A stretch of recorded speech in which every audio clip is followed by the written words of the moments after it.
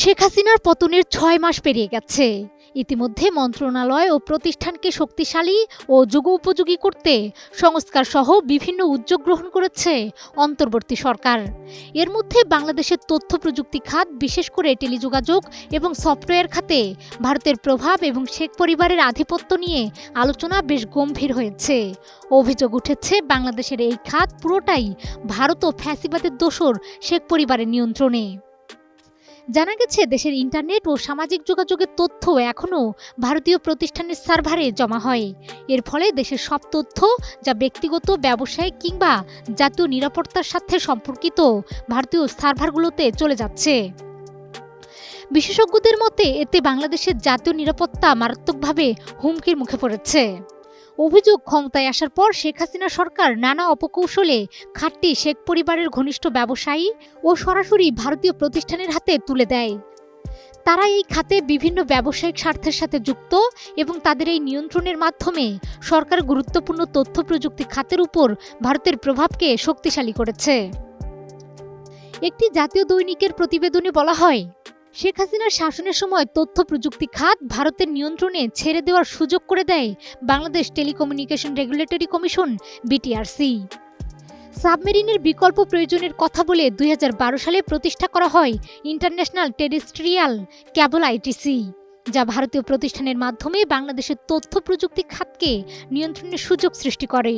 এই কেবলের মাধ্যমে ভারতীয় কোম্পানিগুলি ব্যান্ডউইথ সরবরাহ করতে শুরু করে এবং সাবমেরিন কেবলের পাশাপাশি তারা অবাধভাবে বাজারে আধিপত্য প্রতিষ্ঠা করে। বাংলাদেশ সরকার ২০৪২ সাল পর্যন্ত এসব কোম্পানিকে লাইসেন্স দেয়। ফলে দেশের তথ্য প্রযুক্তি খাতের নিয়ন্ত্রণ ভারতীয় প্রতিষ্ঠানের হাতে চলে যায়।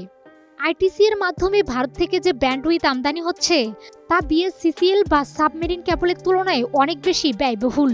যেখানে বিএসসিসিএল বছরে প্রায় $৪ মিলিয়ন ব্যয়ে ৭.২ টিবিপিএস ব্যান্ডউইথ আমদানি করে, সেখানে আইটিসি প্রায় $৪০ মিলিয়ন ব্যয়ে ৪.৫ টিবিপিএস আমদানি করে। এর ফলে স্থানীয় অপারেটররা বেশি ব্যয়বহুল ভারতীয় সংস্থাগুলিকেই বেছে নিচ্ছে, যা দেশের ইন্টারনেট বাজারে ভারতীয় কোম্পানিগুলোর আধিপত্য বাড়িয়ে দিয়েছে। ভারতীয় প্রতিষ্ঠানগুলির মাধ্যমে আইটিসি সংযোগকারী পাতা বা ইন্টারসেপ্ট করার সুযোগ রয়েছে, যা বাংলাদেশের জাতীয় নিরাপত্তার জন্য অত্যন্ত ঝুঁকিপূর্ণ। ভারতীয় কোম্পানিগুলি বাংলাদেশের সীমান্তবর্তী অঞ্চলে বিভিন্ন ডেটা সেন্টার তৈরি করেছে, যা ভারতীয় ক্যাশ সার্ভারের মাধ্যমে দ্রুত ইন্টারনেট কন্টেন্ট সরবরাহ করে। এদিকে শেখ পরিবারের ঘনিষ্ঠদের নিয়ন্ত্রণে থাকা নতুন সাবমেরিন কেবল SW6 কানেকশনটি দেশের উচ্চ গতির ইন্টারনেট নিশ্চিত করবে। কিন্তু এখানেও ৩টি নতুন প্রাইভেট সাবমেরিন কেবল অপারেটরকে লাইসেন্স দেওয়া হয়েছে, যা আবারও শেখ পরিবারের ঘনিষ্ঠদের হাতে। এগুলো হচ্ছে সাবেক রাষ্ট্রপতি আব্দুল হামিদের ছেলে রেজওয়ানের Metacore Subcom limited, shea butter ও ভিটামিন ই সমৃদ্ধ Lily glam beauty soap. Lily, always beautiful. Chowdhury Nafiz Sharafat ও মোহাম্মদ এ আরাফাতের সিডিনেট এবং ফরিদ খানের সামিট কমিউনিকেশনস লিমিটেড। তারা এখনও কোম্পানিগুলির মালিক হিসেবে তথ্য প্রযুক্তি খাত নিয়ন্ত্রণ করছেন।